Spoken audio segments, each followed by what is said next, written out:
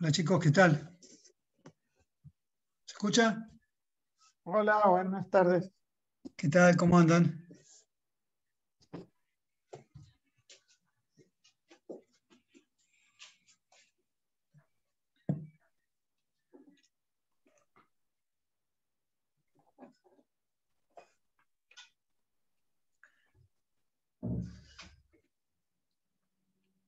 Ailén, ¿cómo te va?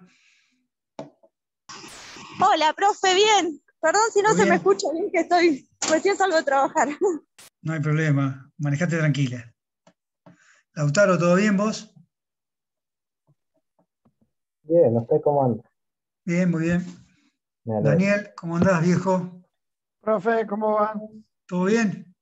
Todo lindo. Bueno, me alegro. Ramiro, ¿cómo andás, viejo? Cindy, hola. Adriana, ¿cómo andan, chicos? ¿Bien? Me alegro. Todo bien, profe. Bueno, me alegro, me alegro. ¿Cómo andan con los parciales? ¿Bien? Porque ya dieron parciales, ¿no? El primer parcial ya lo dieron, de las materias. Sí, sí. Bueno, me alegro. Y aprovechen porque yo creo que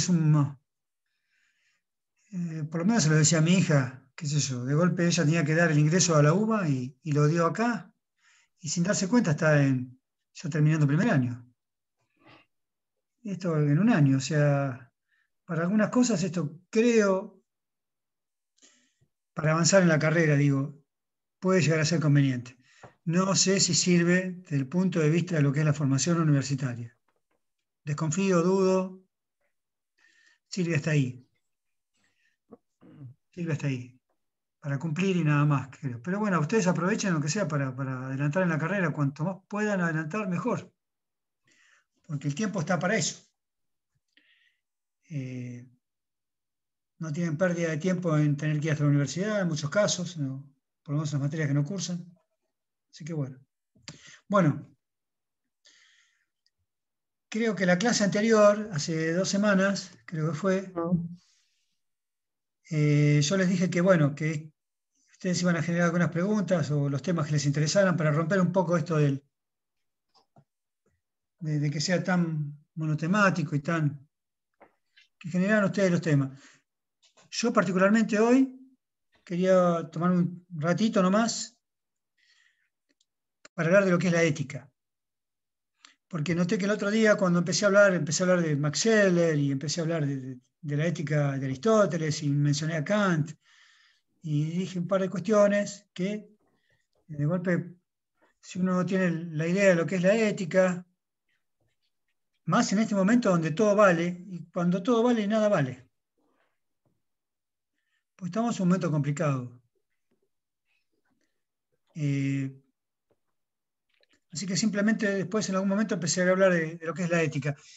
Pero amén de eso, amén de que la ética es una disciplina filosófica que tiene que ver con las conductas humanas, con los actos humanos, que estudia la moral, que clasifica los actos humanos, que tiende a dar ciertas pautas para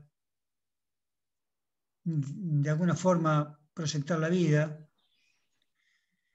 Lo que sí hay que tener en claro es esto de algo que capaz, no sé si tiene mayor importancia, pero hoy sí lo tiene, vuelve a tenerlo, por más que no tenga importancia la discusión si uno es positivista o es un naturalista.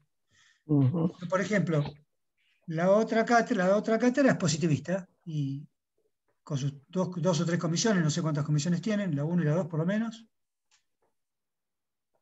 En su momento era el titular Portela.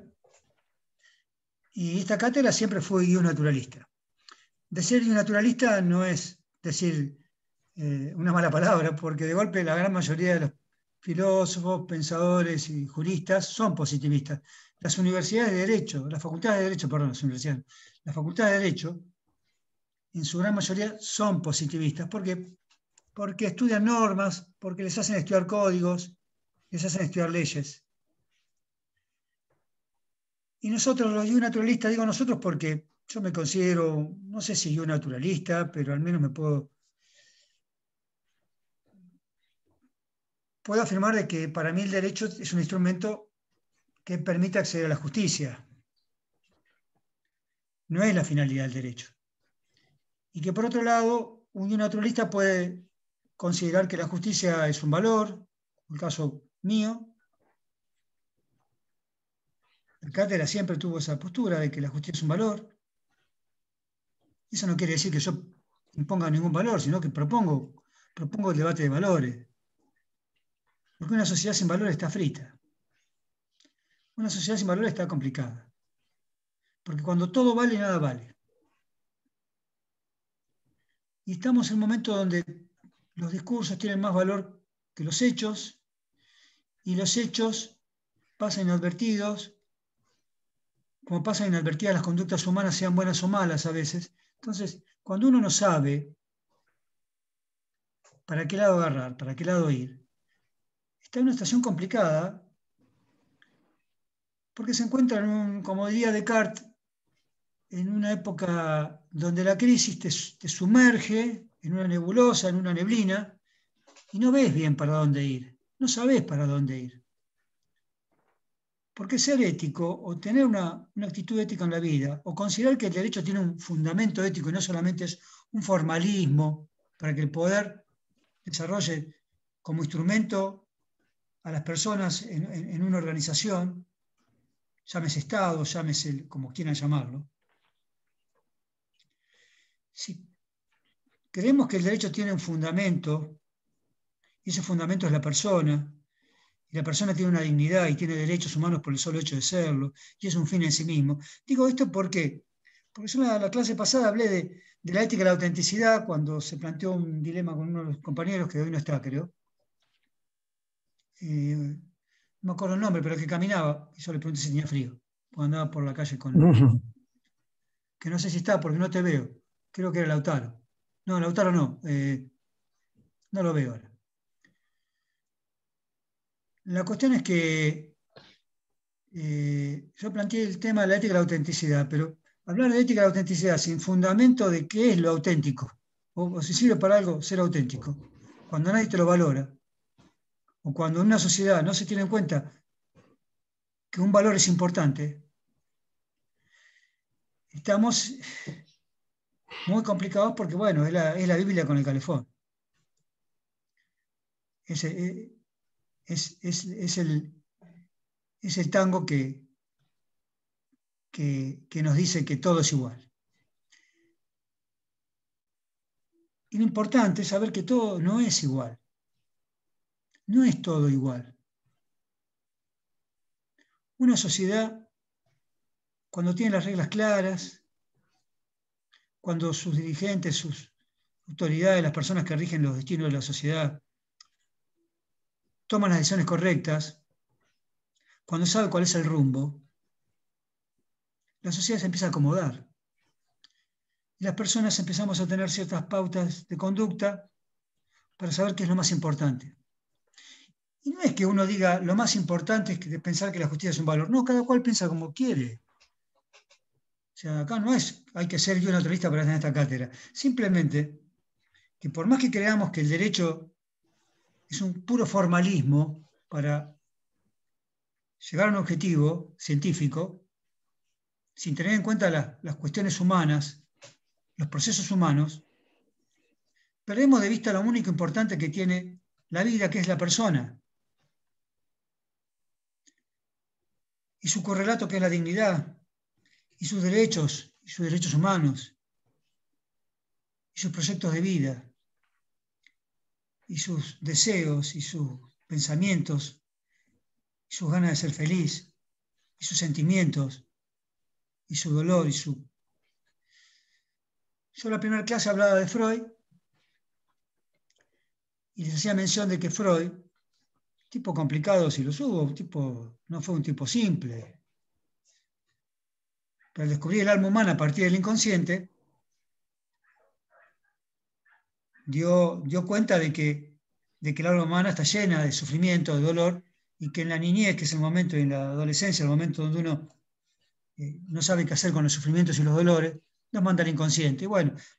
Y la forma de superar ciertos conflictos es traer del inconsciente al consciente esas situaciones para empezar a resolverlas.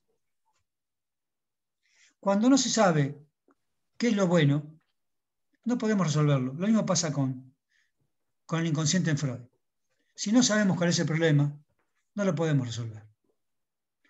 Si no sabemos cuál es el problema en nuestra sociedad, qué es lo bueno, qué es lo que hay que buscar, qué es lo bueno. Lo bueno es estudiar, lo bueno es progresar, lo bueno es ser solidario, lo bueno es ser libre, lo bueno es ser honesto, lo bueno es hacer guita fácil, hacer amistades por conveniencia, joderse en el otro, utilizar el derecho para la trampa, utilizar el poder para el dominio y no para que una sociedad progrese. Entonces, cuando no sabemos qué es lo bueno, necesitamos sí o sí de la ética, para que al menos nos guíe. Bueno, dicho esta introducción,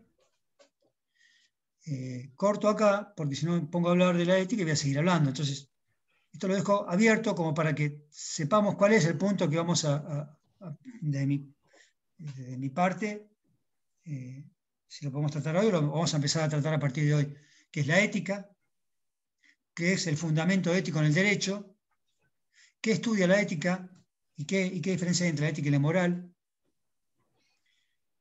qué es la ética de los valores, qué es la escala de valores según Max Scheler, qué es la teoría de la justicia según Aristóteles, según John Rawls, o la de Nozick, que es la más compleja quizás de entender porque apunta al neoliberalismo, qué son los contractualistas, qué son los personalistas, qué son los humanistas, qué son los existencialistas que tienen sentido a una ética de la libertad.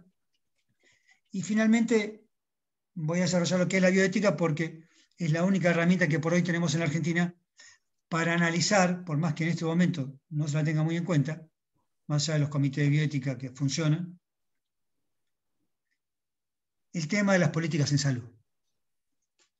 La bioética es una disciplina que está dentro del campo de la ética aplicada, de las éticas aplicadas, que analiza fundamentalmente los conflictos que se dan en las relaciones humanas, como diría Freud, el gran problema, lo que más nos hace sufrir, los malos entendidos en las relaciones humanas, los conflictos. Y no utilizar el conflicto como herramienta de poder, según lo utilizan casi todos los políticos que siguen leyendo a Hegel, sino de tratar de resolver el conflicto, el dilema, para no estancarse en el conflicto y avanzar. En cada situación en particular, por supuesto. La ética es una ética aplicada a cada caso concreto, por más que la bioética se divide en microética y macroética, o lo macro y lo micro, ¿no? Pero ya van a ver que la ética de alguna forma nos ilumina o nos dice cuál es el fundamento de los actos humanos, si es que los tiene. Y cuál es el fundamento del derecho, desde la filosofía del derecho, desde un análisis del derecho, pero no como una fórmula vacía. Aplicar un silogismo lógico, de la lógica jurídica, para resolver los problemas que en definitiva no se resuelven porque las personas somos, como les mencionaba hoy a Freud, las personas somos conscientes, inconscientes, no somos solamente actos conscientes. No podemos aplicar una lógica cuando en la mayoría de los casos nuestros actos están regidos absolutamente por el inconsciente, como ocurre en muchos actos del derecho penal, o en muchos casos del derecho civil. Casarse, separarse, hacer un contrato, comprar una casa, deseos, recibirse abogado, vas a ver los conflictos o los mensajes familiares del inconsciente en la niñez por el cual estamos acá, ¿no? Pero dentro de la ética y dentro de la filosofía jurídica es necesario debatir y plantear qué es la ética. Porque al menos yo considero, mi opinión por supuesto, desde mi postura, que el derecho es una forma de regular conductas humanas, pero tiene que tener un fundamento, llámese, como les dije hoy, en virtudes, en valores, metas, en objetivos, en lo que fuere, pero un fundamento en sí, en Dios, para el que crea. Así que bueno, eso lo dejo pendiente y bueno, y ya que estamos con la idea de que es bueno tratar los temas que ustedes quieran tratar, el que no quiera tratar un tema o quiera plantear un interrogante, una pregunta, bueno, me parece que hoy es un día para, como les dije la otra vez, para que ustedes inicien la clase. Así que si alguien quiere abrir un debate, plantear un tema, hacer una pregunta, las que quieran, las dudas que tengan respecto de la filosofía jurídica, de lo que quieran. Planteen el tema que quieran, esto está abierto. Como les dije en la primera clase, para mí la filosofía es una textura abierta.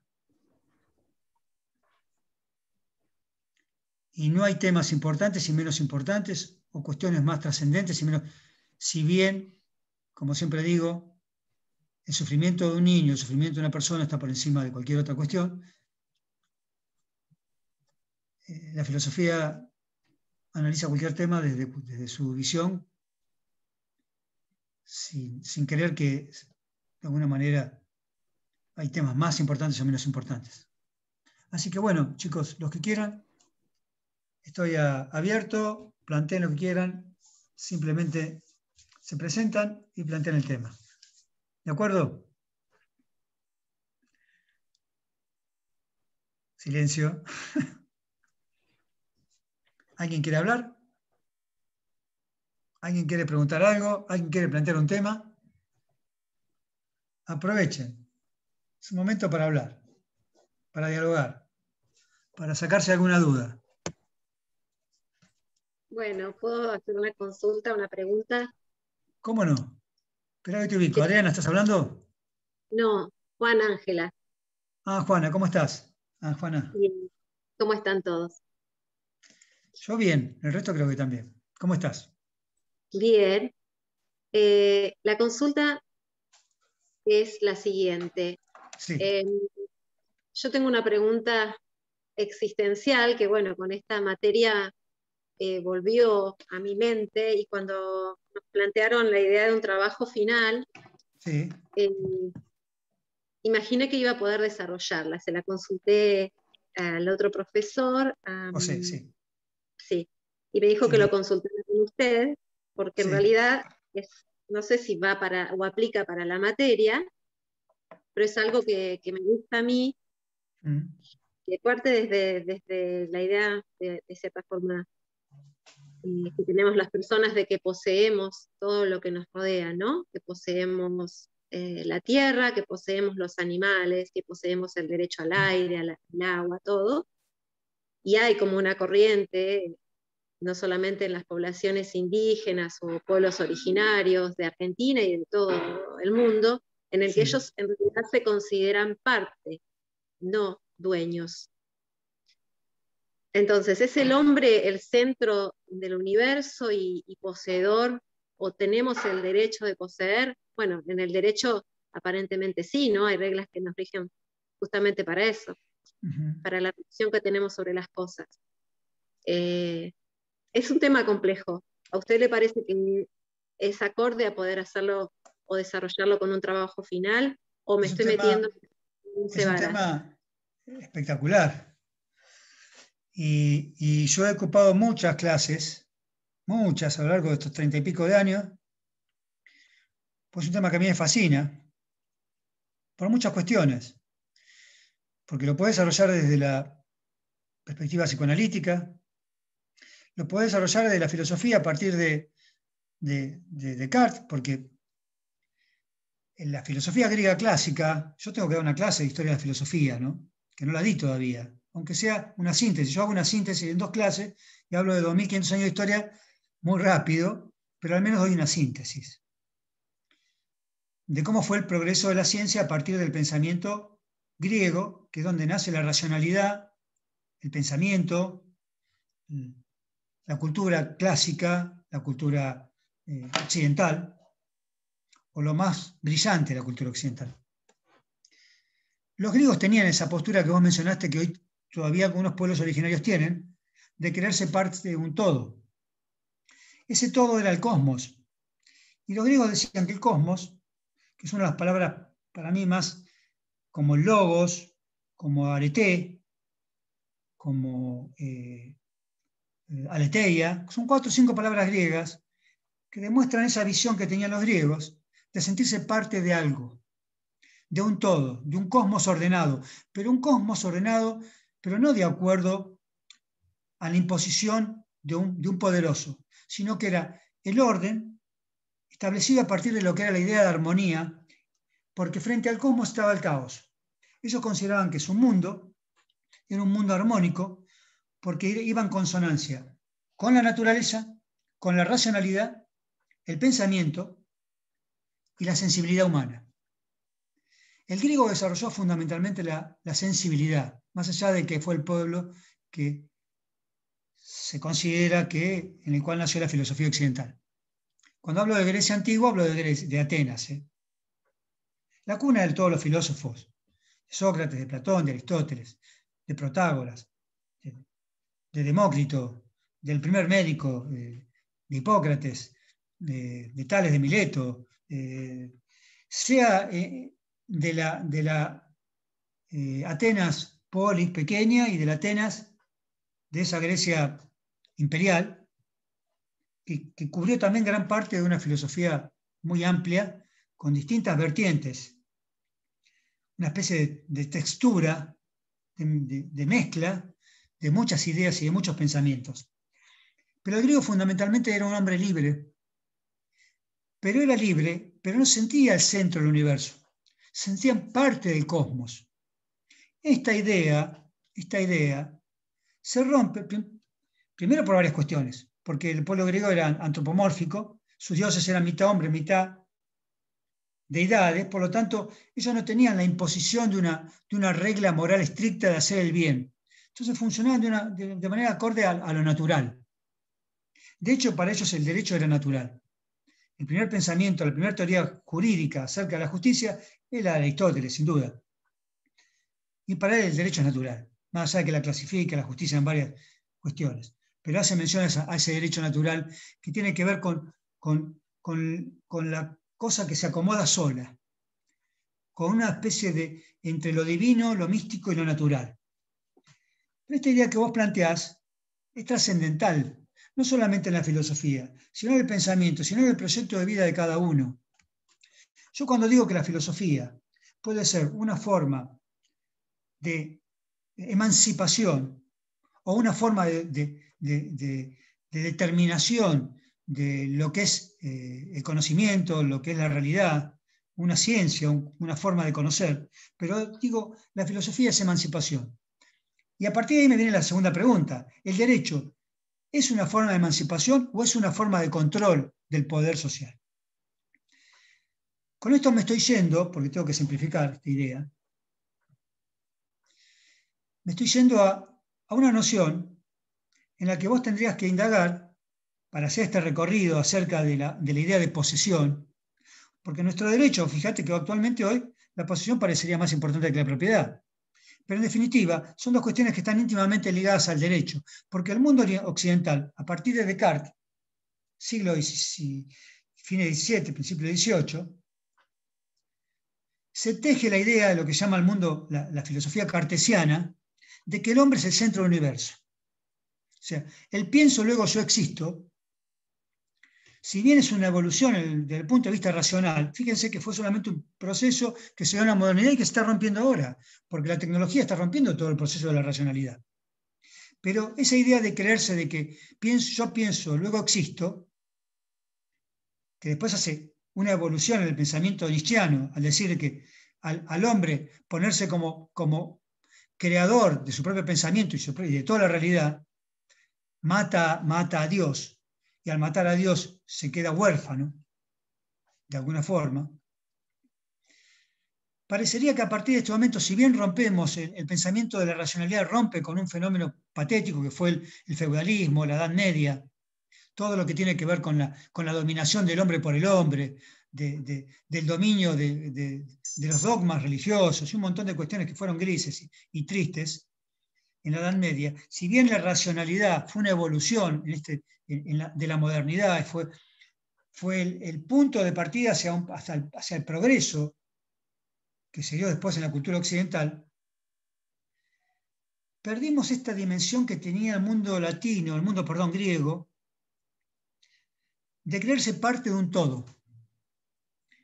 Y de esa forma respetar al otro, respetar la libertad del otro, respetar la naturaleza como el lugar donde se desarrolla ese cosmos, respetar el pensamiento, la sensibilidad y un montón de cuestiones que hacen que el hombre se sienta parte de un todo. Y cuando digo parte de un todo, no estoy diciendo una corporación, que es el pensamiento fascista que surge con el mundo espartano, todo lo contrario, lo que es Atenas, pero se desarrolla después en la década del 30, década del 40, en Europa con los movimientos fascistas más fuertes.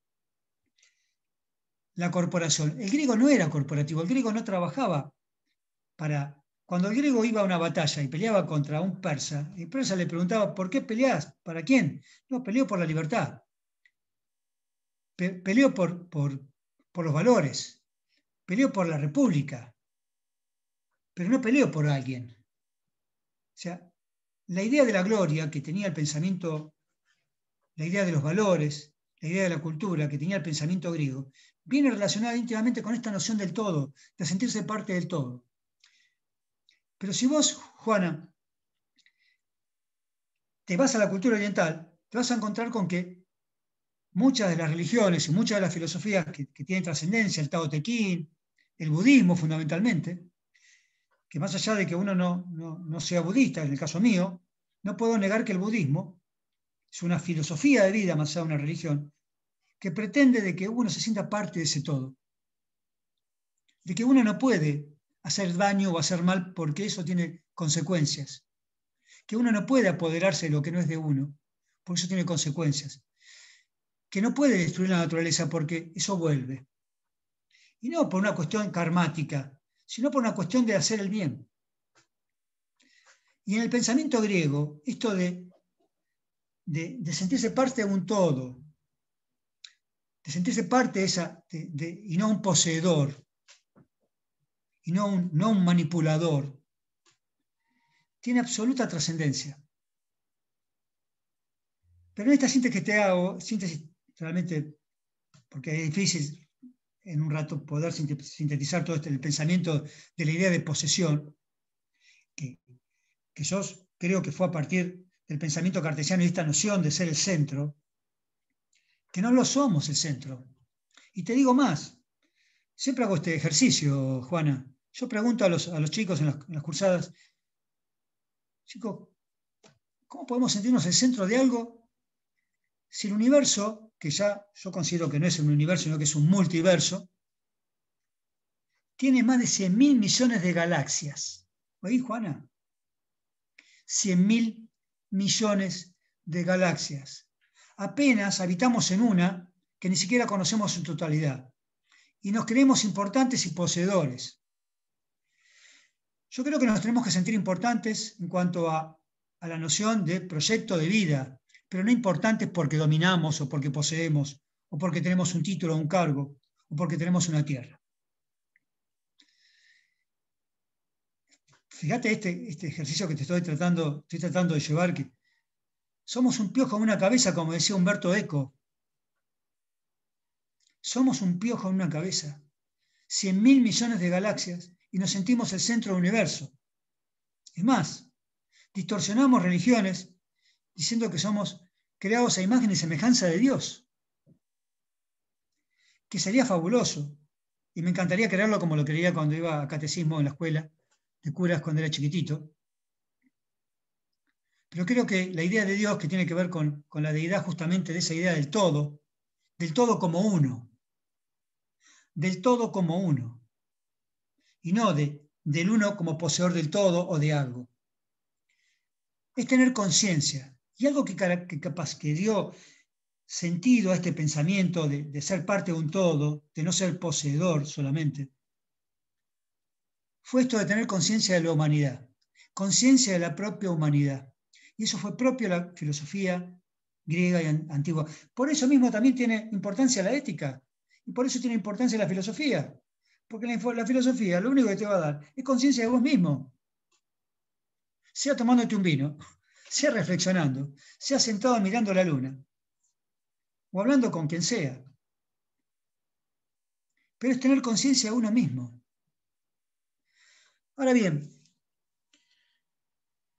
otro punto que es importante en este tema que vos trajiste, que para mí es trascendental, es esta noción de que el derecho occidental,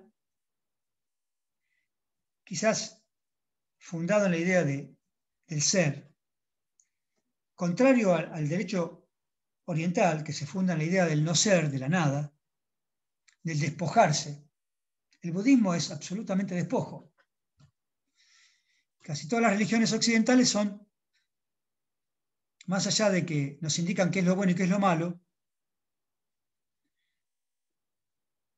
no están planteando el despojo, sí el perdón quizás, pero de alguna u otra forma sí, la limosna, el dar, pero bueno, eso puede tener 1000 motivos éticos por el cual vos das algo, pero no el despojo, el no ser.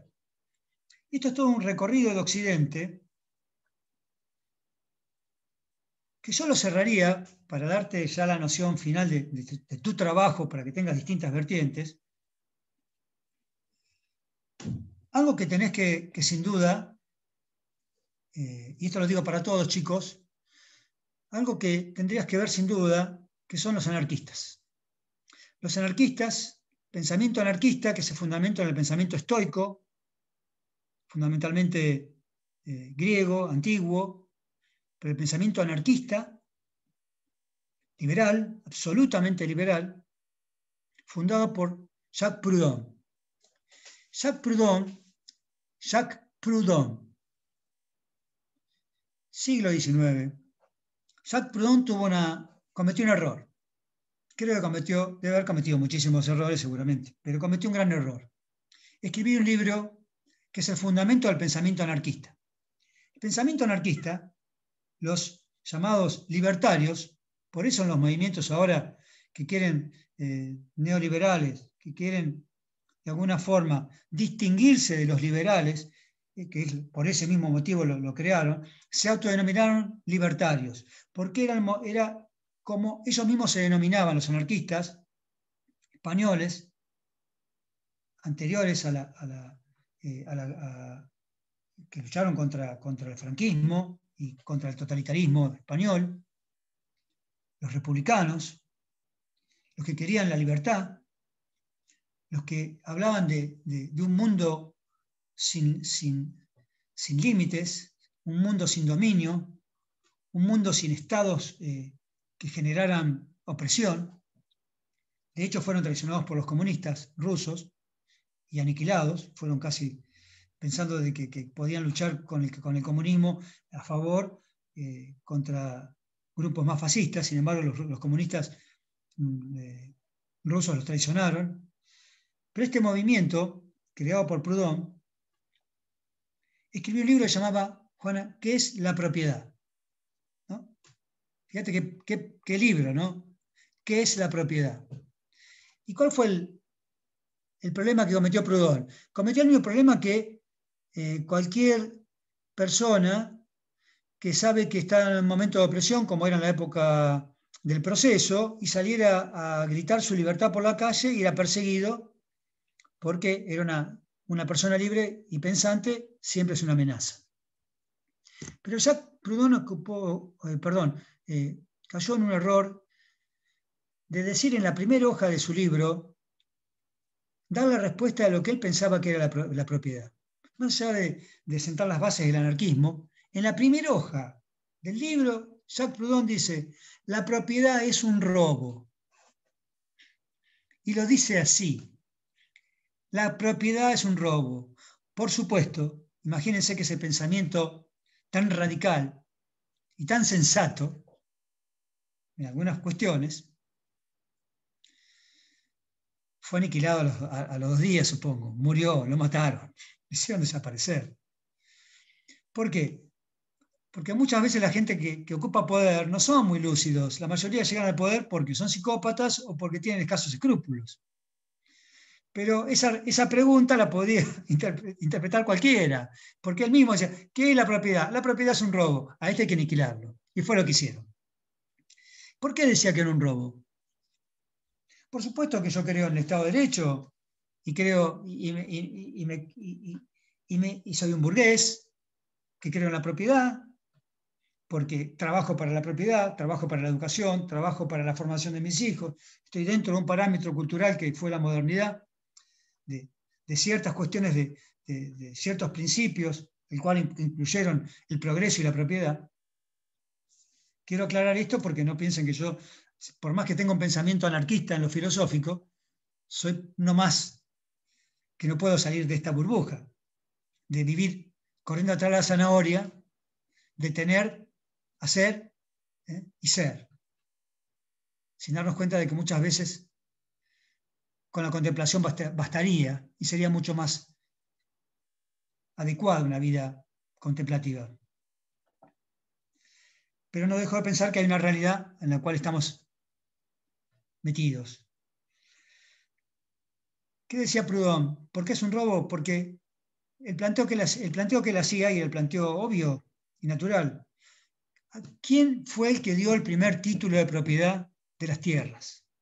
Porque el origen de la riqueza son las tierras. Por supuesto, los terratenientes. El origen de nuestro Estado. Rosas lo hizo con sus lugartenientes. Hasta donde el caballo llegaba, eso era tuyo. Roca lo hizo. Nuestra cultura es de sangre, de odio, de dolor, y lo tenemos todavía porque nuestra cultura como nación, como Estado, está basada en el dolor de otro, no en la unificación, no en esta idea que vos estás planteando de romper con la idea de posesión para sentirse parte de un todo.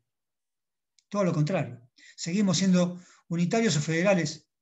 Ahora le dirán la grieta, le dirán algunos socialdemócratas, otros menos socialdemócratas, más liberales, el odio. Jacques Proudhon planteó esta cuestión.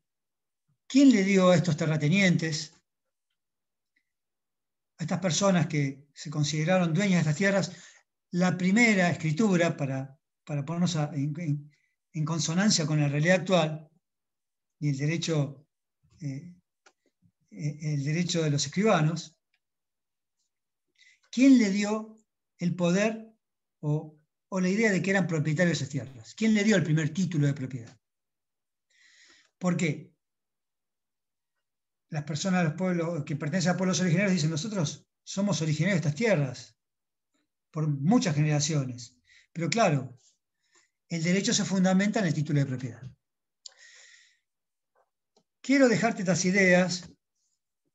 Creo que con esto ya tenés para plantear tu trabajo de la forma que vos quieras. Creo que es un momento fundamental para plantear esto, porque cada vez el poder está más concentrado. Cada vez, por más que nos sintamos democráticos, cada vez somos más autoritarios en cuanto a las distinciones de clases, a las diferencias de clases. Cada vez hay más marginalidad. Por lo tanto, cada vez va a haber más centralidad e idea de posesión.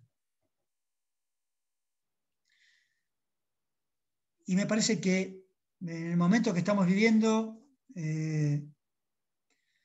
no quiero ser trágico, pero no veo que surjan movimientos de consonancia, de encuentro, de comprensión, de entendimiento, de armonía, de acuerdo a la bondad que el hombre pueda llegar a disponer, como dirían los griegos, para que el mundo mejore en este correlato.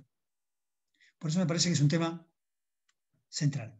Espero que te haya servido esta opinión. Es una idea que se puede desarrollar, como te dije, desde los griegos, desde Descartes, desde la modernidad, desde Hegel, con esa idea de amo y esclavo, la filosofía del amo y el esclavo, el dominio, porque vos fijate, Juana, que toda la idea de posesión que tuvieron las colonias fueron fundadas en una filosofía que era la filosofía hegeliana, que planteó que el conflicto es la base, el hombre está sumergido en un conflicto y que el poder se desarrolla siempre en el conflicto, y que en el conflicto siempre es una lucha a muerte, y que uno, cuando tiene miedo a morir, renuncia a esa lucha y se cosifica, es cosificado por el que se siente triunfador, y se siente dueño, se apodera del conflicto, pero se apodera del dominio también del otro. Esta idea fue la idea que Hegel permitió para que de alguna manera la razón europea, el pensamiento europeo, se considerara como verdad absoluta, y lo nuestro fueran cuestiones, porque él hablaba de la historia como razón. La razón es la historia. Y como nosotros no teníamos razón, porque veníamos de pueblos salvajes, tanto África como las colonias europeas en América del Sur, éramos considerados pueblos sin historia. Solamente acá había manufactura, materia prima, pero la razón, la verdad la tenían ellos. Por lo tanto, el derecho a dominar.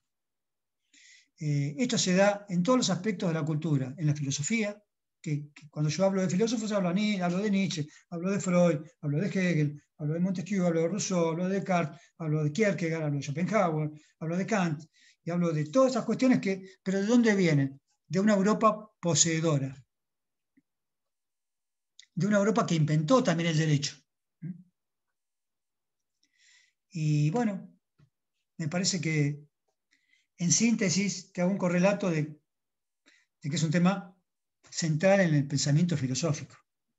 Pero fundamentalmente, fíjate que hoy estamos hablando de una idea de supremacía de ciertas naciones ricas sobre pueblos periféricos, no centrales, y que la idea de progreso está dada hoy por la posesión de vacunas. Fíjate qué cosa, ¿no? Y también es una idea de posesión. Posesión de la vacuna y posesión de los que tienen el poder de generar vacunas para esos pueblos que no tienen con qué pagarlas, o que por motivos extra no acceden, por el motivo que fuere. Pero la idea de posesión, sin duda, es primordial para comprender la evolución del pensamiento occidental hasta nuestros días, desde sus orígenes a nuestros días. La ruptura de esta idea de cosmos, esta idea de ser parte de un todo, es el origen, fundamentalmente, de una visión del mundo, yo diría, centrada, cartesiana, que al día de hoy solamente tenemos como consecuencia un ecosistema en absoluta decadencia, un mundo sin valores, sin fundamentos, sin proyectos, y considero sin duda que tiene que ver con esta idea que vos vas a plantear en el trabajo. Así que te dejo esto, no sé si te sirvió para algo, pero me parece que es central, es un tema justamente central, la posesión. Y en el derecho ni hablar. En el derecho, nuestro derecho, el sistema que vos estudiás en la facultad, está fundado en 3 o 4 principios básicos que podemos decir que de alguna forma se rompió con la influencia de los derechos humanos y la consideración de la dignidad humana como fundamento de todo ser humano. Pero la posesión y la propiedad fue fundamento de casi todos incluso hasta los constitucionalistas originarios. Poner la propiedad por encima de la dignidad. Costó mucho igualar la propiedad y la dignidad. Mucho. Y es el día de hoy, creo que, sin duda, en esta posmodernidad híbrida o decaída ya, le damos más importancia a la propiedad que a la dignidad. De eso estoy seguro. Cuando vemos que una persona, un niño sufre hambre y lo vemos por la calle, ya no nos inmutamos. Y la gente se da vuelta a ver un auto importado, no sé, un auto de esos que usan los narcotraficantes, o que usan los testaferros los narcotraficantes, que no se da cuenta ya a 10 leguas, que usan ese tipo de factuosidad, y ahí nos damos vuelta, o la gran mayoría se da vuelta para observar un auto como si fuera una deidad, mientras cuando vemos un nene por la calle comiendo la basura, mejor dicho, lo miramos, pero lo miramos si es transparente, porque miramos si podemos mirar algo que está por encima, por detrás del nene. Es parte del escenario ya. Ahí queda demostrado que la propiedad, la posesión entre comillas, yo siempre digo, la cultura del testaferro en la Argentina o en el mundo en este momento es la cultura de la posesión. Es la cultura de la posesión, justamente. Y darle valores a cuestiones que no tienen ningún valor frente a lo que es la vida humana. Pero bueno, ese es el camino. O sea, la filosofía tiene como fundamento la reflexión, para poder acomodar lo que está trastocado. La reflexión nos tiene que permitir considerar lo que tiene valor y lo que no tiene valor, y poner por encima lo que no tiene valor, lo que es importante, la vida humana, un niño, el futuro de un niño, el futuro de la naturaleza, las personas que no acceden a la justicia, que no acceden a la propiedad, por más que sean tenedores históricos de esas tierras. Pero bueno, vamos a tener que rever la vida. Creo que eso es una tarea individual. Yo soy de la idea de que los cambios se producen a partir del sujeto y trascienden a las sociedades. Tengo esa idea, quizás sea un poco individualista, pero creo que hay veces que los pensamientos, hay momentos en que se requiere de pensamientos fuertes o de ideas fuertes, cosas que, fíjate Juana, que lo digo para todos esto, en este momento no hay pensamientos fuertes. Escuchamos a los políticos y decimos, no podemos creer las cosas que dicen, sea de la ideología que sea, de izquierda o de derecha. Hace unos días lo escuché a un gran pensador con el cual yo en la década del 90 no compartía nada, todo lo contrario, porque era demasiado liberal económico para mi forma de pensar. Yo me sentía más socialdemocrático, más comprometido con otras realidades. Peter Singer, donde recomienda actualmente de que las personas, frente al pensamiento fascista de muchos grupos de izquierda, cosa de locos, que parece que la izquierda parece que hoy es el pensamiento más bloqueante frente a los pensamientos fuertes, a las ideas fuertes. Entonces él aconsejaba a seguir escribiendo por seudónimos para no ser bloqueados por grupos autoritarios, o minorías autoritarias, como quieran llamarlas, o mayorías autoritarias. Es un fenómeno que está dando en el mundo. Pienso fundamentalmente de que la filosofía debe tener pensamientos fuertes e ideas fuertes para que generen cambios. Si no, los cambios no se van a dar, no se dan. Bueno, corto acá porque si no... Espero que te haya servido, Juana. No sé si querés decir algo vos, pero me parece que tenés para hacer un trabajo espectacular. Es un temazo. Sí, mucho. ¿De acuerdo? Bueno, gracias. Seguimos. No sé, chicos, si alguno más tiene alguna pregunta, algún tema que quiera tratar, algo que decir, algo que opinar. Yo por acá. Está abierto esto. Hola, ¿cómo andás? Hola, profe, buenas tardes. ¿Todo bien? Todo bien. Ayer estuve avanzando un poco con el trabajo y a partir de... Yo pensé que no iba a hablar de la pandemia. Dije, no voy a hablar de esto, porque por ahí muchos van a hablar del tema. Es imposible. Es imposible.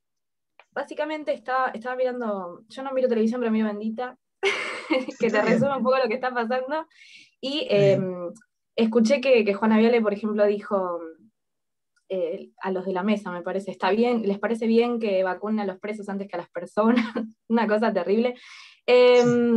Bueno, y estuve pensando en el rol de los medios en todo este tiempo y cómo mucha gente estuvo súper absorbida por lo que veía en televisión, noticiero, etcétera, y cómo otras eligieron meterse en su círculo social de redes y simplemente alimentarse de lo que la gente con una ideología parecida a la suya pensaba. Entonces, me pareció un fenómeno muy, muy interesante el cómo cada uno se tomó esta cuestión de la información, sobre todo cuando estábamos todos encerrados, cuando no había forma de saber cómo era lo otro, porque cada uno estaba en su hogar. Y no, estuve pensando en eso y cómo quería en realidad un consejo sobre cómo buscar, cómo se manejaba en otro momento, o, a ver, porque claramente no siempre fue así, uno no siempre pudo elegir desde dónde informarse. Entonces, nada, también estuve como que se me ramificó mucho el tema del trabajo, porque eso, pensé cómo se habrá manejado a nivel políticas públicas en otro tipo de pandemias, o no sé, se me fue para un montón de lados y no sabía cómo encararlo, pero siempre la gente tuvo una especie de información que les llegaba a partir de una prensa en particular o de varias, o, no sé por dónde Te comprendo perfectamente. abordarlo. Te comprendo. En realidad, el trabajo, quiero aclarar, yo por eso les dejé mi libro de ensayos o los ensayos que están ahí dando vueltas, para que se den cuenta que uno puede hacer un ensayo y un trabajo sobre una idea. O sea, no hace falta que tenga un correlato bibliográfico, porque esto no es un trabajo de investigación, o tenga que tener bibliografía actualizada, o tenga que tener un estudio de campo. Mi idea igual era más que nada aprender mientras lo hacía también, por eso quiero leer, no por nada más, porque básicamente me faltaba información. Bueno, yo quería aclararte esto, Cindy, y aclarárselo a todos, de que un ensayo es justamente tener una idea y saber explicarla. ¿Está? Cuando uno tiene una idea y la quiere explicar y la puede explicar, eso es un ensayo. Mientras tenga más de 48 hojas, si es que lo quieren publicar. Si no, puede tener menos. A mí no me importan las hojas, no me importa la cantidad, porque el trabajo es de ustedes. Por lo tanto, lo que a mí me importa es el contenido de ideas que para ustedes tenga validez y que las puedan explicar. ¿Está, Cindy? Aclarado eso, pienso que de acuerdo a lo que vos estás diciendo, no recuerdo bien a quién se lo comentaba estos días, pero yo me considero un outsider de la política, un outsider dentro del juzgado, dentro de la facultad. Siempre estoy como de afuera. Quizás con el movimiento que más me comprometí fue con la bioética, hace 20, 30 años, en donde participé muchísima actividad, grupos de investigación, fundé la Asociación Argentina de Bioética, hicimos muchísimos congresos, la revista, muchos libros, muchas publicaciones, muchos cargos, muchas cosas. Armamos muchos comités de bioética. Y fue un movimiento en el que yo me comprometí. Después, poco a poco, me fui desprendiendo. Como diría Juana, me fui despojando de la posesión de esos. Más allá de que seguí con los temas de bioética dentro de la facultad y en los ámbitos que me muevo. Pero siempre me considero un outsider. Y a veces es muy difícil jugar de afuera. No estar con uno y con otro. No ser ni izquierda ni derecha. Hoy en día, estar afuera, creo que es un comentario, una opinión, Cindy, ¿eh? ¿Está claro? Que capaz te puede servir. Me parece que es absolutamente rico. Porque no estar ni del lado de C5N ni del lado de TN, y ves Bendita o escuchás el programa de radio de la mañana de Beto Casella, que tiene cosas muy graciosas y muy interesantes también, porque tiene una mirada muy particular. Es un tipo muy inteligente. El hecho de ser un outsider, o estar afuera, o estar de costado, no sentirse parte del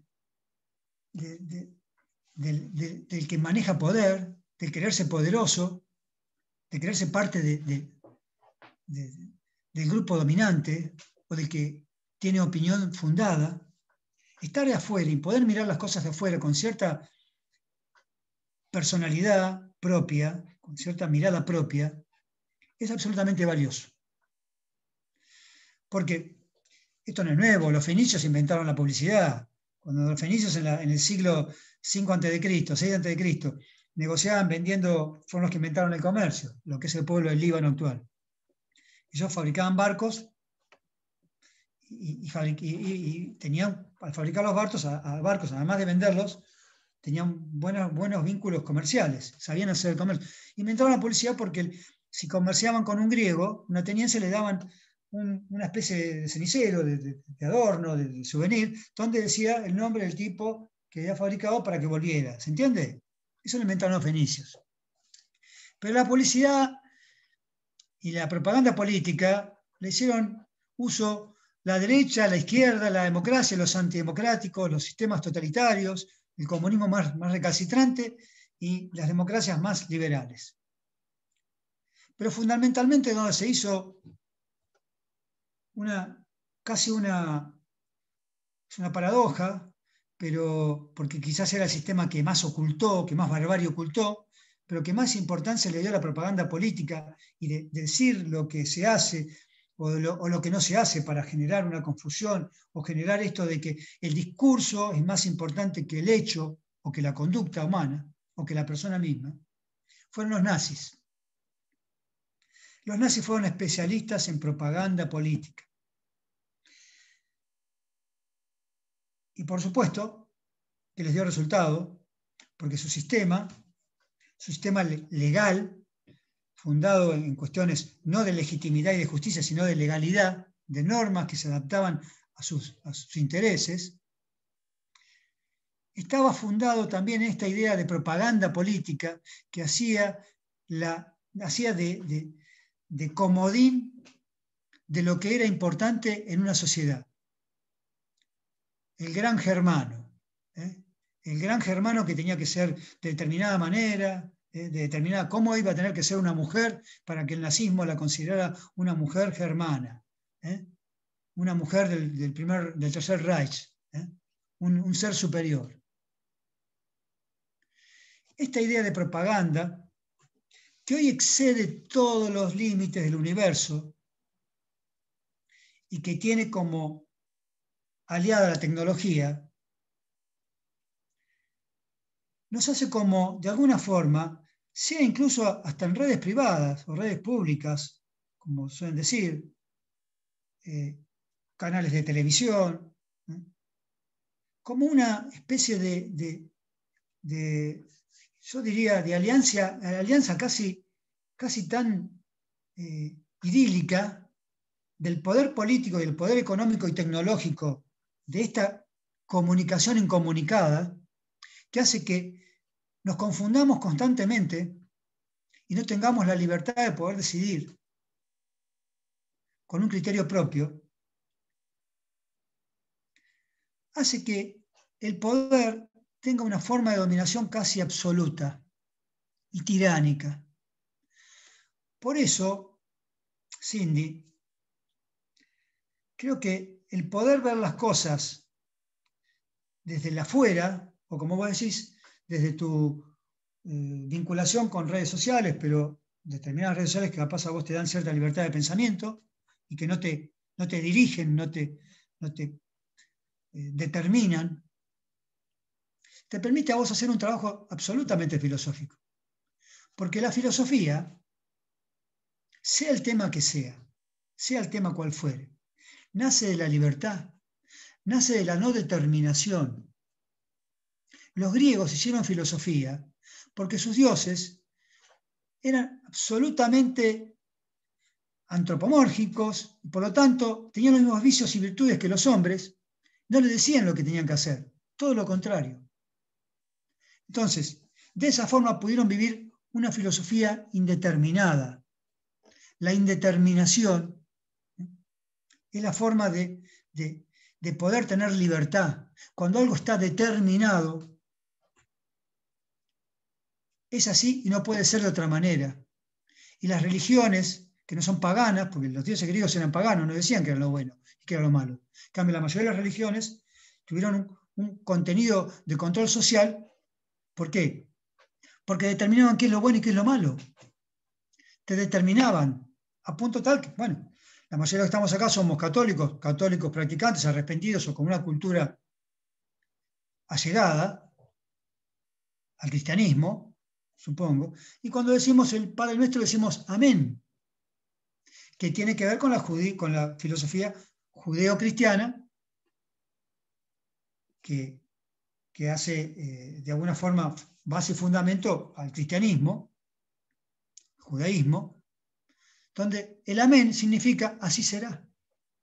Y si las cosas así serán, o es la palabra de Dios, o es la palabra del profeta, no tenemos la libertad de poder decidir. Estamos determinados. Recordad siempre esto. El amén, amén de que yo justamente sea cristiano y practicante desde el punto de vista de las costumbres. Cuando rezo un Padre Nuestro digo amén, si es que lo rezo. Y estoy diciendo así será la palabra de Dios. Y si Dios me creó para que yo haga las cosas de acuerdo a su determinación, no me dio libertad. Sin embargo, cierta corriente de interpretación, hasta de los evangelios, dicen que uno tiene la libertad de poder interpretar los evangelios de acuerdo a su criterio. Por lo tanto, podemos hasta interpretar, porque la filosofía es una forma de interpretar la realidad. A veces, como diría Marx, de transformarla. Yo me conformo con interpretarla. Cuando vos ves la realidad con tus propios ojos, estás haciendo filosofía. Y cuando podés ver la realidad con tus propios ojos, estás viviendo tu propia libertad de pensamiento, de sentimiento, de intuición, tu propia mirada. Y si no está viciada por los medios hoy, que son la pata más importante del poder, el poder hegemónico, pero cuando digo poder hegemónico, no digo de Clarín solamente o de C5N, no, estoy hablando del poder hegemónico, el poder económico y político que generan opresión y ven en una persona libre, en un libre pensador, un riesgo. Vos tenés que hacer tu trabajo como una libre pensadora. Por más que hoy no esté de moda ser libre pensador, hoy es muy difícil ser libre pensador. Porque de ambos lados te presionan. Estás coartado. Si decís algo que es políticamente incorrecto, podés correr el riesgo de ser catalogado como tal o cual cosa. Pero no tenemos que perder esa costumbre de ser libres pensadores. Quizás, como diría Nietzsche, con 1000 máscaras es posible, y no rompiendo la idea de autenticidad. Porque Nietzsche dice, el hombre, para ser auténtico, debe tener 1000 máscaras incluso. Y es algo paradójico, pero tiene que ver a veces con un pensamiento estratégico que uno puede generar frente al poder.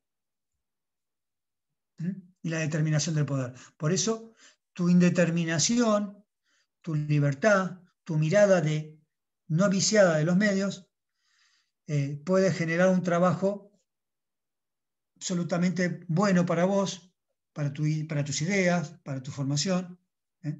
Muy bueno, porque justamente lo vas a hacer de la libertad. Espero que te haya servido. Si necesitas, hay mucho material, pero es un tema de mucha actualidad. O sea, creo que con tu mirada, con tu observación, con tu criterio, con un sentido común, puedes hacer un gran trabajo acerca del poder, la centralidad del poder y la influencia de los medios. Bueno, Cindy, espero que te sirva. Sí, me interesó mucho esta parte de cuestionarnos qué tan libres somos al elegir este tipo de cosas. Así que nada, voy a reflexionar sobre eso por ahí también. Eso es fundamental. ¿Qué tan libres somos? En esta libertad, porque yo siempre digo esta libertad condicional, ¿no? Nunca fuimos tan esclavos y nunca fuimos tan libres. Porque podemos decir un montón de cosas por las redes sociales, pero nunca fuimos tan esclavos de un montón digamos, desde el punto de vista de la condicionalidad de la realidad, ¿no? Estamos absolutamente condicionados. Y bueno, en definitiva, a veces cuando uno le pregunta qué es ser libre, ¿no? Por ahí, desde la opinión más básica, se escucha decir, y ser libre es poder hacer lo que uno tiene, lo que uno quiere. Y en esta vida, yo creo que tenemos la libertad, amén de que adoremos la libertad y que nuestro valor más importante sea la libertad, estamos condicionados por un montón de aspectos. Pero bueno, ese va a ser tu análisis. Espero que te salga un buen trabajo, porque va a ser tu trabajo. Sí, ¿De acuerdo? un montón, profe, me ayudó, gracias. A vos.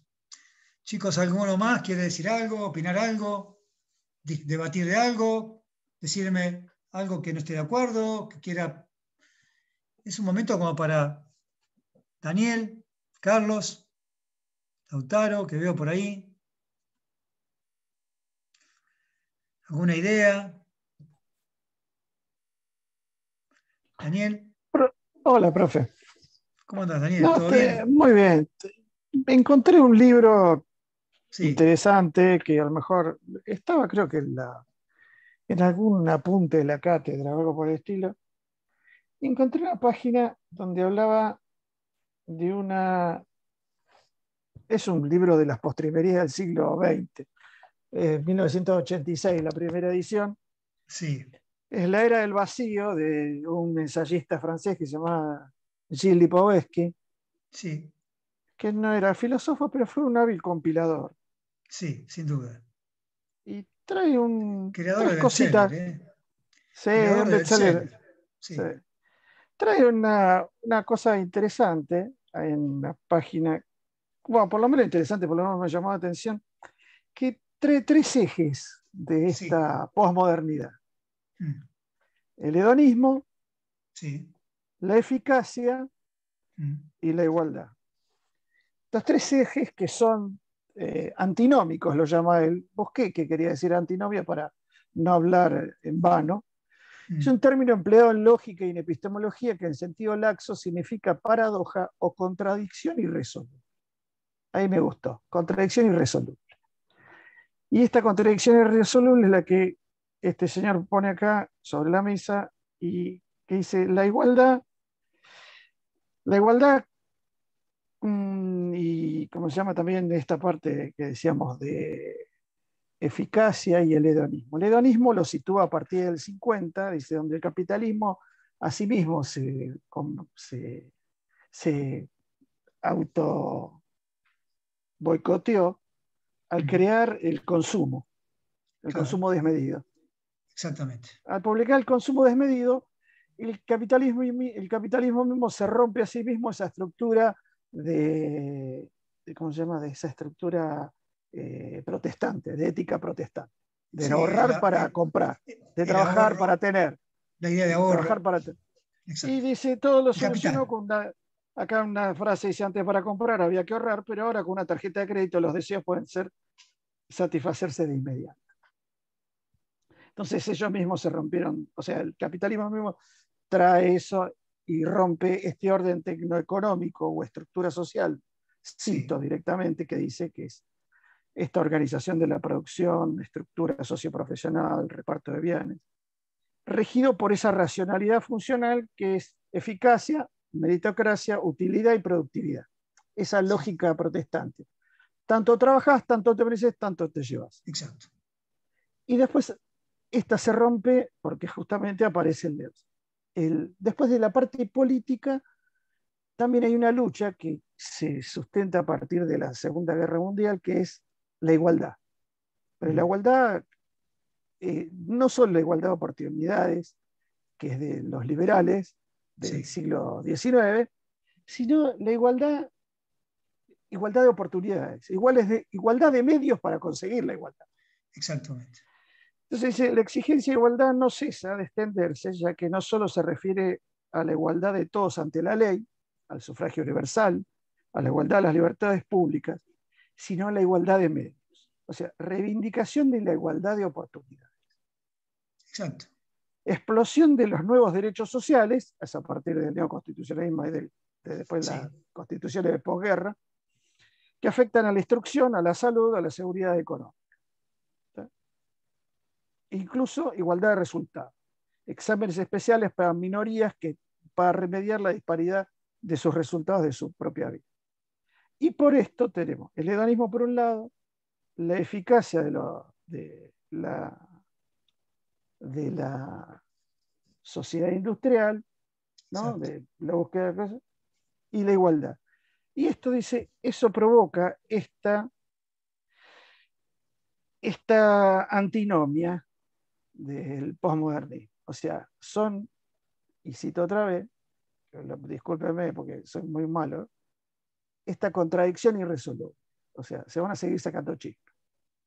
Sí. Y acá dice, como frase final de este ensayo, de esta página, de este ensayo, dice, las crisis de las sociedades modernas es ante todo cultural o espiritual, trayendo de vuelta en una sola frase a Max Scheler y el puesto del hombre en el cosmos, diciendo que los dos problemas son espirituales.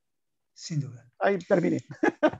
No, es más que nada para traer algo para que me dejó pensando hace 2 días que estoy dando vuelta con esto y estoy peleándome continuamente y encuentro en un hedonista como yo, que soy un consumidor, como dijo recién usted, profesor, mi querido Horacio, que dice, soy un hombre que no puede salir de la máquina, que a pesar de ser un anarquista, trabajo para poseer mejor educación para mis hijos, o poseer un techo donde puedan dormir a la noche. Sin duda. Entonces soy un hedonista también por ese lado, y por otro lado también tenemos este tema de la igualdad de oportunidades y esta cosa que nos hace ruido y nos duele, y también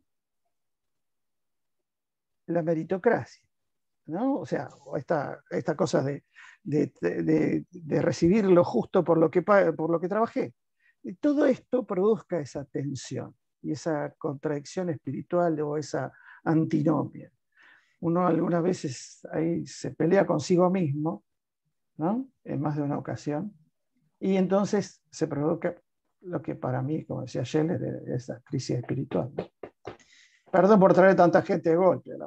No, es que me trajiste muchas ideas y me dejas con muchas ideas. Ahora voy a tener que salir acá a sentarme a tomar un vino para relajarme un poco. Así que gracias. No, eso está bien, eso es hedónico.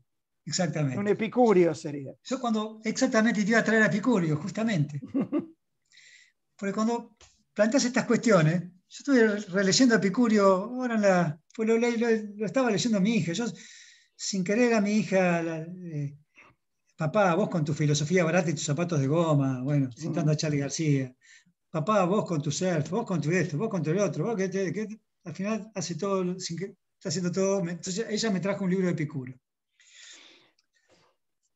Y lo volví a releer a Epicuro, ¿no?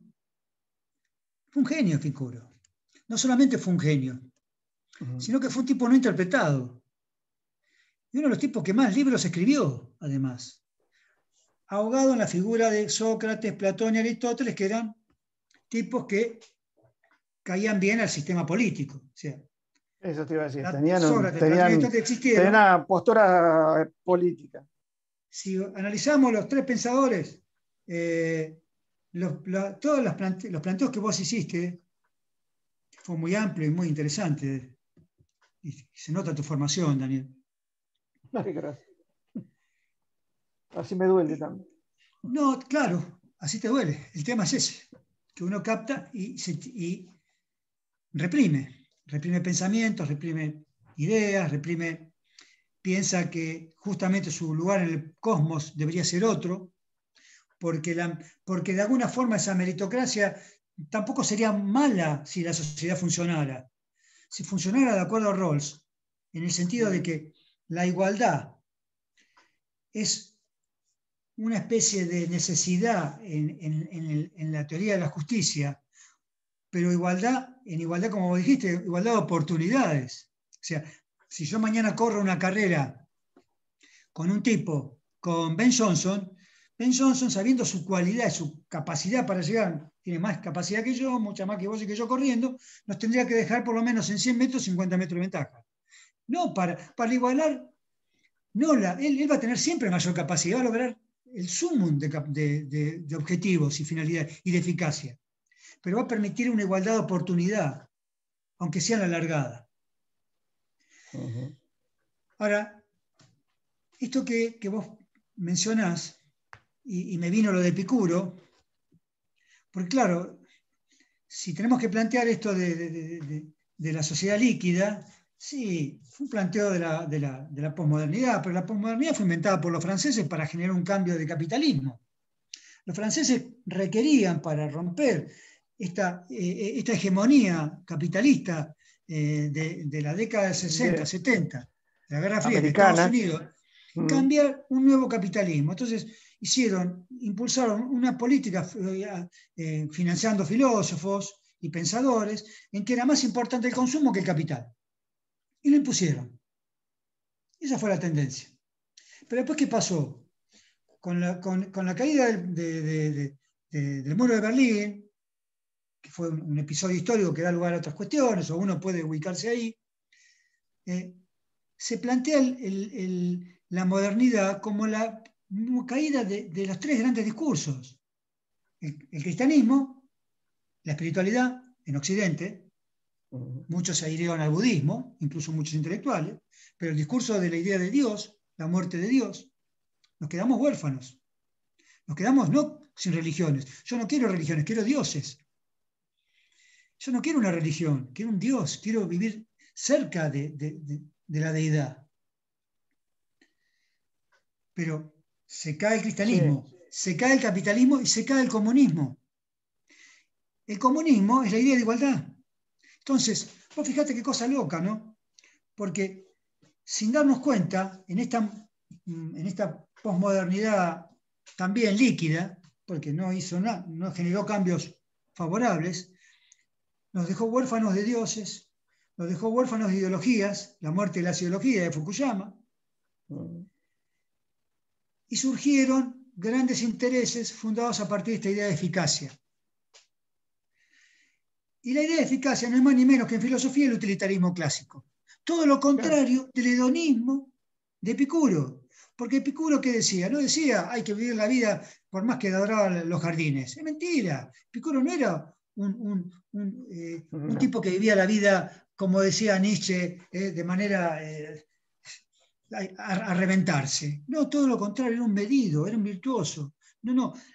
Él adoraba las grandes conversaciones, la inclusión de los que no eran incluidos, su lugar era abierto, no le daba valor a la posesión, no distinguía entre un esclavo, un niño y una mujer, cosa que en la antigüedad vos sabés perfectamente que una mujer no tenía mucho valor y un niño solamente en la formación pederasta.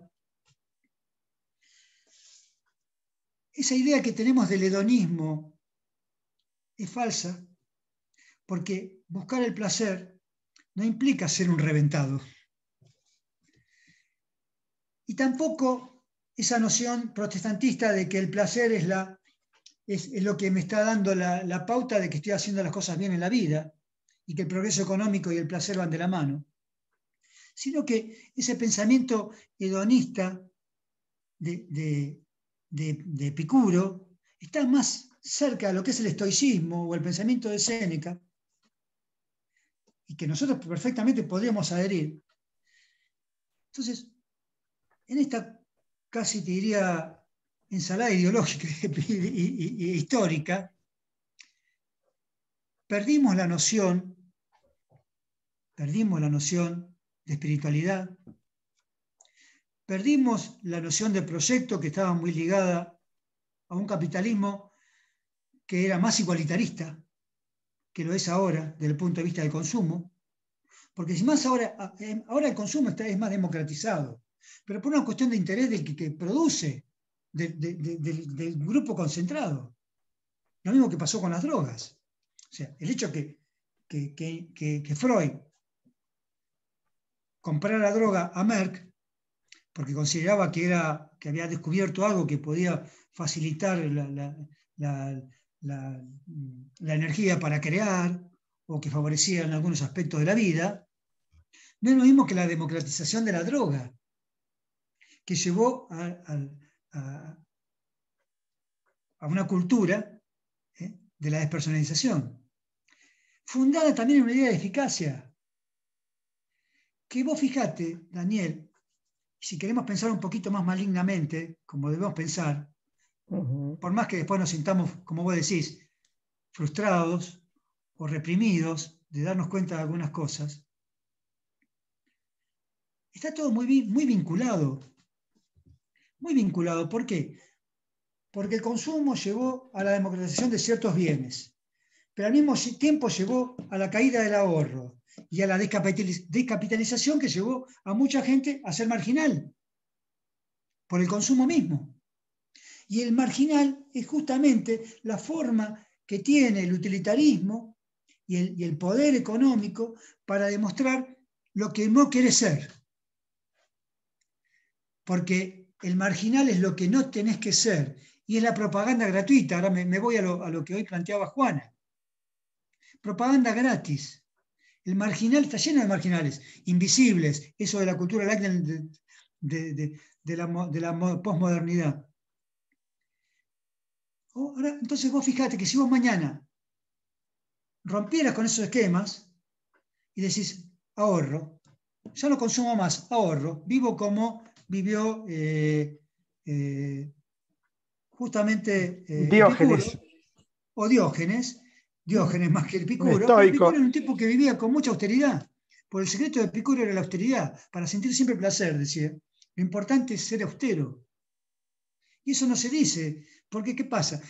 Y Epicuro, y la filosofía de Epicuro es en todo el recorrido histórico de una racionalidad que se fue fundando, no servía.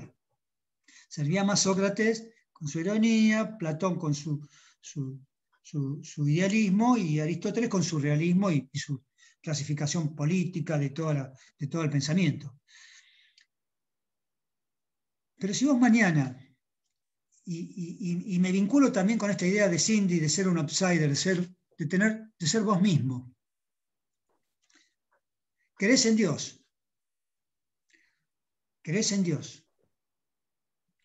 como me decía Ciro Caldani, perdí la fe. Ciro Caldani, el profesor de filosofía del derecho. Perdí la fe, pero ¿cuánto daría para tener la fe que tenía cuando era chico? Porque perder la fe es como tenés tu barco, pero se te desata y se te va al mar. Y si estás vos arriba, te perdés en el mar. Si recuperás la fe, si recuperás la austeridad frente a la demoníaca idea de creer de que el consumo te va a llevar a la felicidad, correr atrás de la zanahoria. Si pones tener un pensamiento claro e igualitarista, dejando de lado esta idea de la marginalidad económica y política, esta cosa de estar incluido o excluido, porque para salir del capitalismo se creó toda esa cuestión de ese capitalismo para ir a otro capitalismo, mucho más perverso.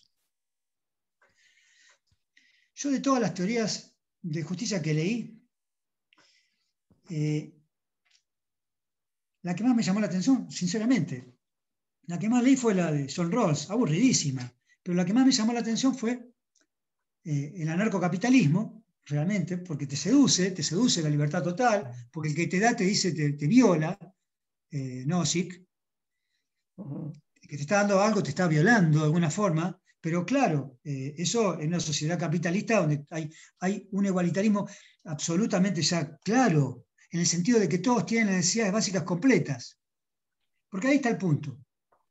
Hay un punto donde John Rawls, en la teoría de la justicia, Daniel, hace hincapié en de que la teoría de la justicia, el nuevo contrato social que él plantea, un neocontractualismo donde las personas en un estado de ignorancia eligen ciertos valores, por los que no han leído a Rawls, y lo tengo que explicar más adelante, pero la persona elige ciertos principios para llegar a una sociedad más justa. Él plantea, ojo, que esta teoría de la justicia, por más que la haya puesto en práctica Clinton, desde el punto de vista de la distribución de la salud, y se haya citado a Rawls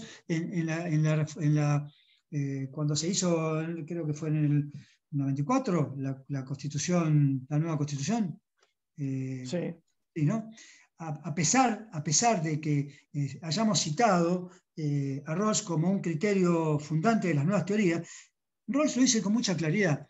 Esta teoría que habla de igualdad, de maximizar las oportunidades, maximizar la libertad, de crear igualdad de oportunidades en los cargos públicos, de cooperación social, un montón de justicia social en un mundo norteamericano que nunca hablaban de justicia. Dice, esta teoría es para una sociedad cerrada, donde ya estén cubiertas las necesidades básicas. Porque si yo mañana tengo que repartir en la carencia, no tengo nada para repartir, Daniel. Y eso es lo que ha ocurrido a partir de esta modernidad, que nos llevó a un consumo desmedido, con una eficacia, sabiendo de que la revolución industrial iba a ser la revolución post-tecnológica que estamos viviendo ahora, y la consecuencia. Y el hombre quedó vacío de espíritu. Vacío de espíritu, vacío de ideas, porque las ideas fueron corridas y en reemplazo vinieron pequeños discursos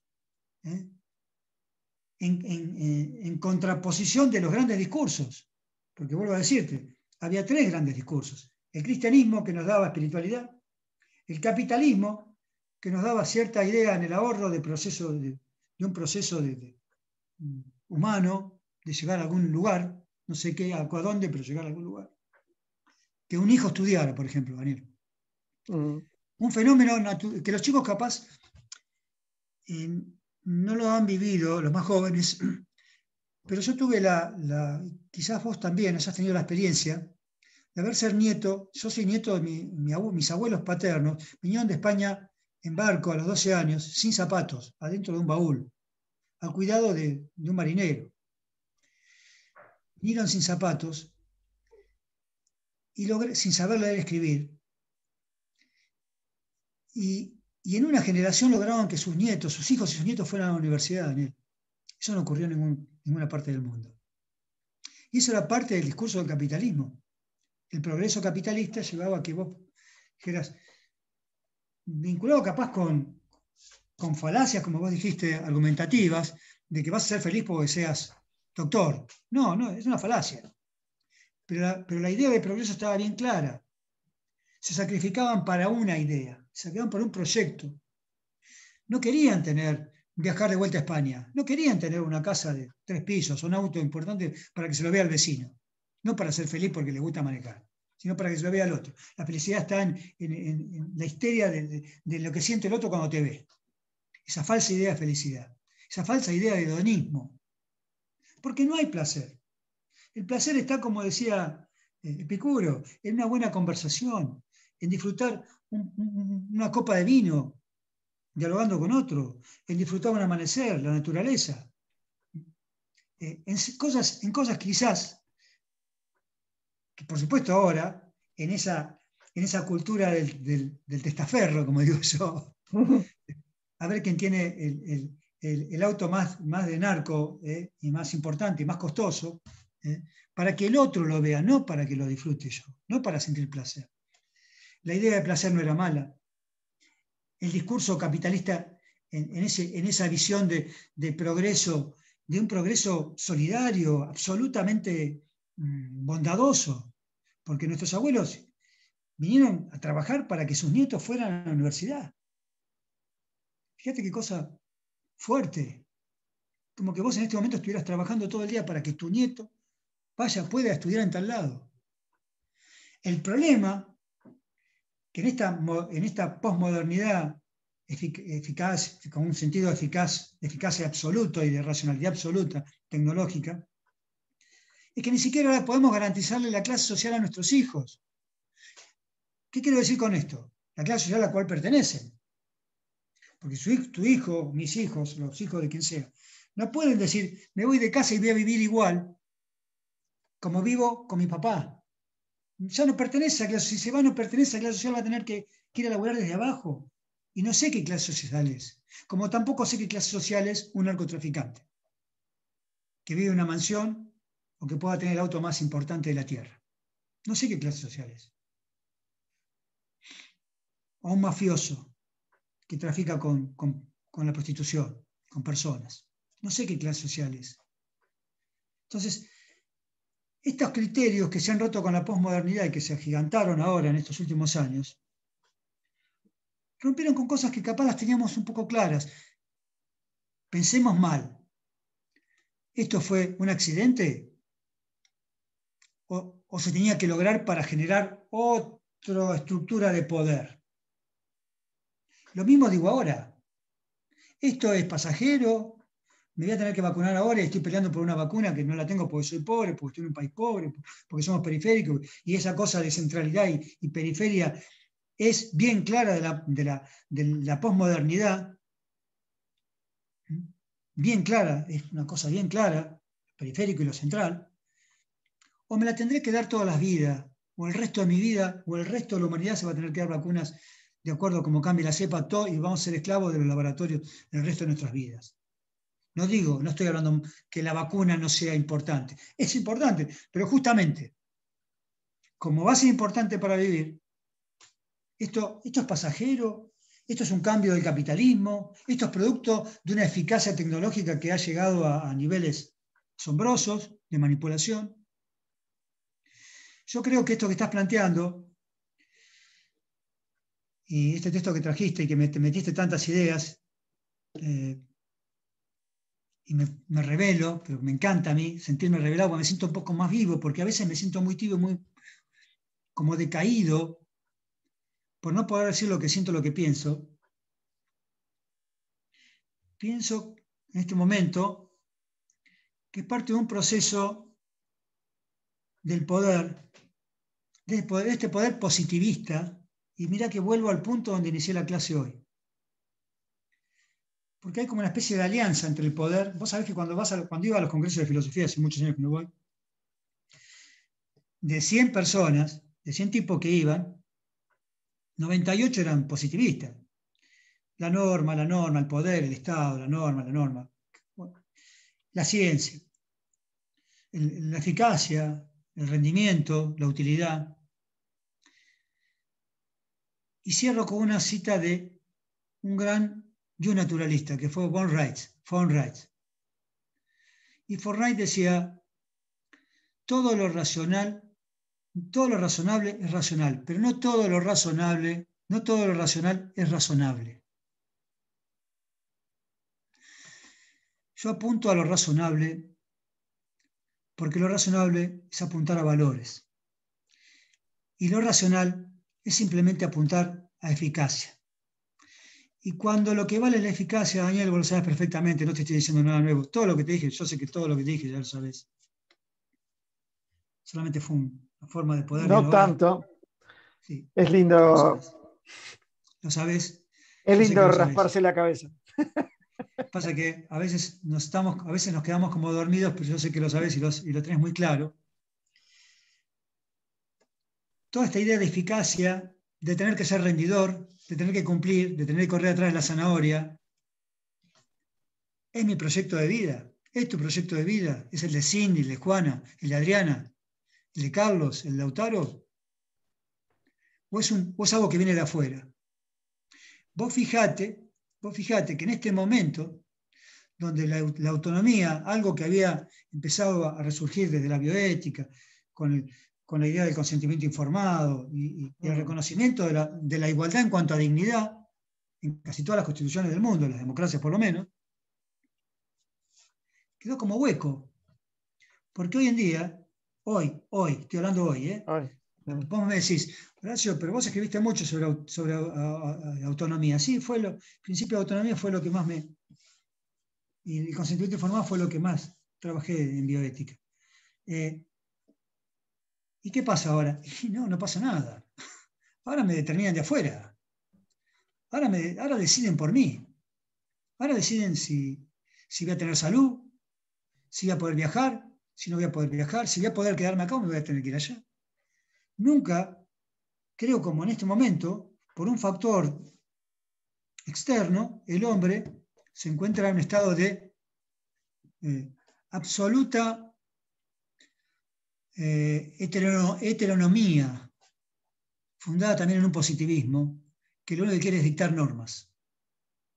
Porque cuando todo está normado, ¿quién establece las normas? ¿El de abajo o el de arriba, Daniel? La norma la establece siempre el poderoso. Como la historia de la gallina. Siempre la de arriba. Exactamente. En una pareja, en una relación de manipulación, de amistad, en una relación de poder absoluto, en una relación de trabajo, la regla la pone el de arriba.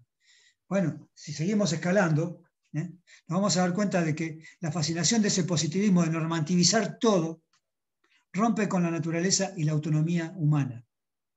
Y es lo que no tenemos que perder. Para romper con esta mentira discursiva de creer que la vida tiene que ver con unos parámetros de eficacia, de eficiencia. Vuelvo a citar a von Wright. No todo lo racional es razonable. No todo lo racional es razonable. Y lo incluyo a tu autor que has mencionado, que sin duda fue un bestseller. Sus obras fueron todas bestsellers. Sí. Todas. Contrariamente a lo que ocurrió con los grandes. Vos sabés que Nietzsche, cuando escribió Así habló Zaratustra, lo publicó con su dinero, con sus ahorros, y mandó libros a todos los diarios. En esa época los mandaba y nadie le contestaba ninguna crítica, nada. Vendió 4 libros. Y además, ya el bien y el mal, con la pensión, también lo financió él, vendió 20. El caso de Freud vendió 600 libros de el origen de los sueños o la interpretación de los sueños, su libro 1899. 600 libros vendió nada más. Freud, fíjate vos. Estoy hablando de Freud, de Nietzsche. Lipovetsky fue un bestseller. Todas sus obras fueron.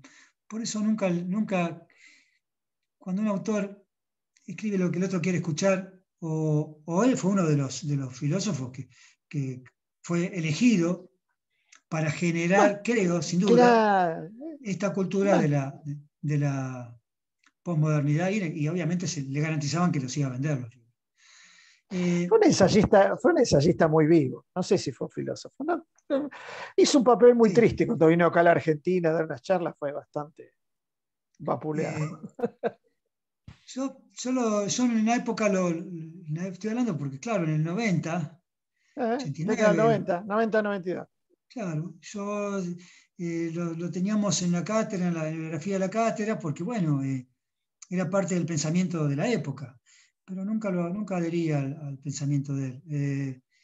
Pero bueno, pienso que todavía me sigo agarrando a algunos existencialistas que me dan ideas más claras. Sartre, todavía, no es que los lea, sino que los tengo presentes. Schopenhauer, Nietzsche, pensadores que han sido sensibles, que han tenido la capacidad de darse cuenta de la condición humana, que han podido interpretar el dolor, el sufrimiento, que esto no es el éxito y llegar a un rendimiento de eficacia evolutiva. No, todo lo contrario. Es un proceso que lo tenemos que vivir. Que la vida siempre es un proceso. Como todo proceso tiene su lado bueno y su lado malo. Por eso el inconsciente y el consciente en Freud, por eso la mirada de Nietzsche, que es la que más me asombra, más allá de que cuando lees a Schopenhauer te das cuenta de que Nietzsche fue el que lo supo interpretar a Schopenhauer. Kierkegaard con su filosofía, con su psicología clara y entendible. Ahí hablaste de Schopenhauer.